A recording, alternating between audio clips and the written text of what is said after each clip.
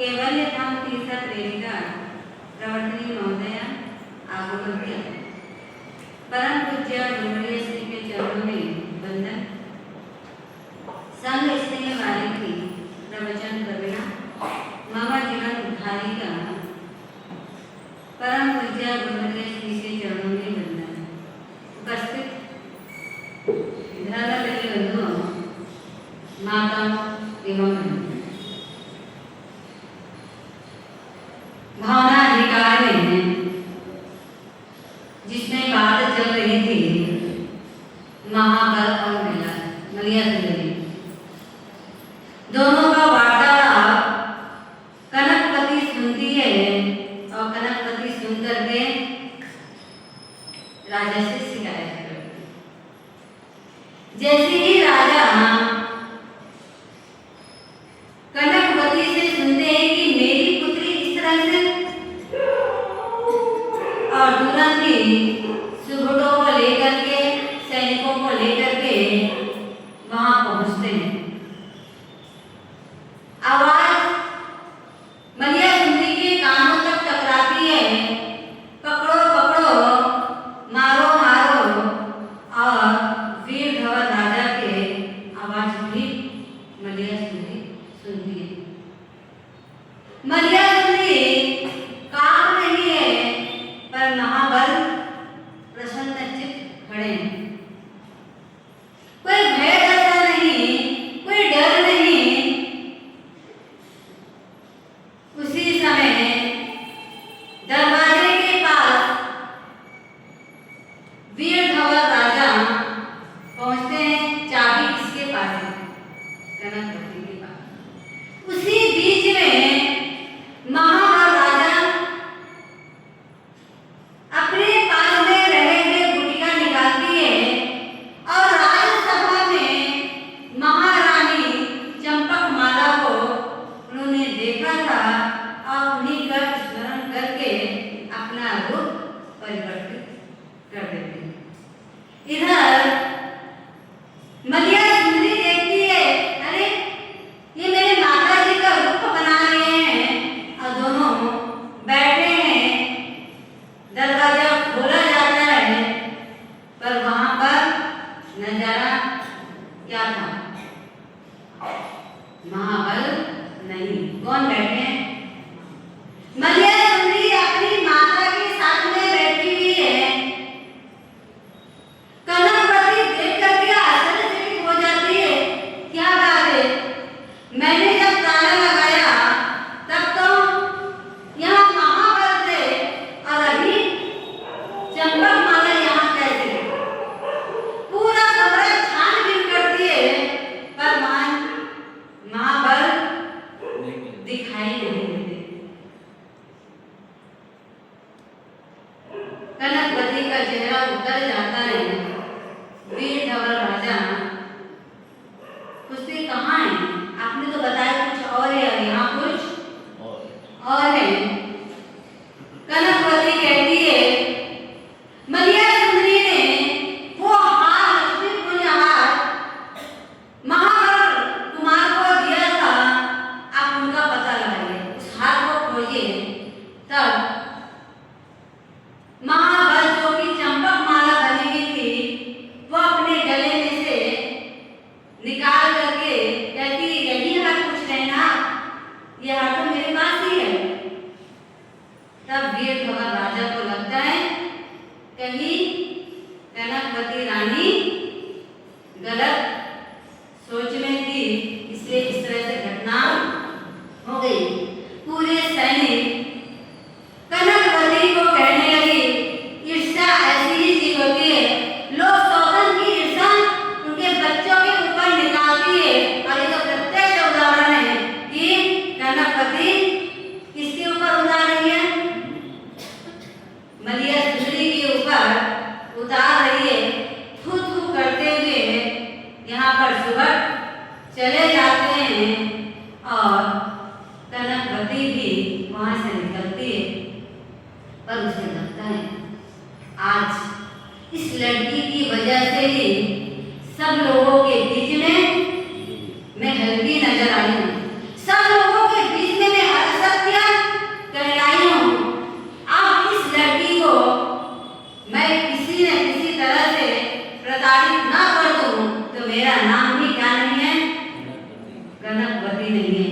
कई बार ऐसा ही हमारे साथ होता है। अगर कोई व्यक्ति कोई भी चीज में अगर निमित्त बन जाए तो हम क्या सोचते हैं, इस व्यक्ति ने मेरे साथ में गलत व्यवहार किया है। उस समय हम अपने कर्म को नहीं देखते हैं कि यह मेरा ही कर्म था जिसके कारण उनकी मति इस तरह हुई है और ये गलत व्यवहार हमारे साथ करने के लिए आतुर बने। हमारा ही कर्म अगर गलत होता है तो किसी व्यक्ति की नजर हमारे ऊपर गलत हो सकती है और हमारा पुण्य अगर तेज हो तो कोई व्यक्ति नहीं है कि हमारा बाल बाका कर सके। पर यहाँ पर कनकवती तो चली जाती है, वीरधव राजा चले जाते हैं, इधर चंपक माला और कौन है, मलिया सुंदरी। मलिया सुंदरी सबके जाने के बाद दरवाजा बंद करती है। वो गुटिका जो मुंह में डाले गए थे चंपक माला निकालते हैं, महाबल अपना रूप में वापिस आ जाते हैं। मलिया सुंदरी पूछती है कि आपके पास में ये क्या चीज है जिसके कारण आप रूप परिवर्तन कर सके और ये चीज आपको कहां से मिली? तब महाबल राजा कहते हैं, हमारे गांव में एक सिद्ध बाबा आए थे और उस सिद्ध बाबा की मैंने बहुत सेवा की। उस सिद्ध बाबा की जो जो चीज उनको चाहिए था वो मैंने सब चीज उनको उपलब्ध करवाई और मेरी सेवा और भक्ति से प्रसन्न होकर के उन्होंने एक नहीं अनेक प्रकार की विद्या मुझे दी है। रूप का परिवर्तन करने की भी विद्या उन्होंने दी है और उस विद्या को मैंने क्या किया है, साधा है और ऐसे ये गुटिका भी उन्होंने दी है। तो मलिया सुंदरी पूछती है, ऐसा गुटिका और भी है आपके पास? तब वो कहते हैं, हाँ मेरे पास एक और गुटिका है, पर उसका प्रयोग ऐसा है, उस गुटिका को अगर आम के रस के साथ यानी आम की लकड़ी के रस के साथ में अगर घिसा जाए और घिस करके उसको मस्तक पे लगाया जाए तो रूप परिवर्तन हो सकता है। वो जैसा चाहे वैसा रूप बना सकते हैं, पर वो गुटिका अभी मेरे पास नहीं है। अभी कहाँ है? मेरे राज्य में यानी पृथ्वी स्थान पूर्व में है। इस तरह से दोनों के बीच वार्तालाप हो रहा था। तब महाबल राजकुमार कहने लगे, प्रिय बहुत समय हो चुका है, अब मुझे यहाँ से निकलना पड़ेगा, जाना पड़ेगा, नहीं तो कहीं दूसरा उत्पात ना हो जाए। इधर मलिया सुंदरी कहती है, मैं जाने के लिए कैसे कह सकती हूँ, मैं जाने के लिए आपको कैसे कहूँ? पर महाबल कहते हैं, नहीं मुझे जाना तो पड़ेगा ही, क्योंकि मेरे साथ में आए हुए व्यक्ति मेरा इंतजार कर रहे हैं, इसलिए मुझे निकलना तो यहाँ से पड़ेगा ही। तब मलिया सुंदरी कहती है, आप मुझे एक वचन दे दो कि आप मेरे साथ शादी करोगे तो मैं आपको जाने की आज्ञा देती हूँ। महाबल राजकुमार वचन देते हैं। तब मलिया सुंदरी कहती है, आपका रास्ता निष्कलंक हो, किसी प्रकार से कोई आपत्ति ना आए, ऐसा आपका रास्ता शुभम हो, ऐसा कह करके कहती है। वहां से महाबल राजकुमार जिस रास्ते से आए थे उसी रास्ते से वापस निकल जाते हैं और अपने सेवा दल के साथ में जो सहपाठी आए थे उनके साथ में मिल करके अपने स्थान यानी पृथ्वी स्थान को पहुंचते हैं। इधर सारी घटना किसको पता चलती है? जो घटी हुई घटना किसको पता चल रही है?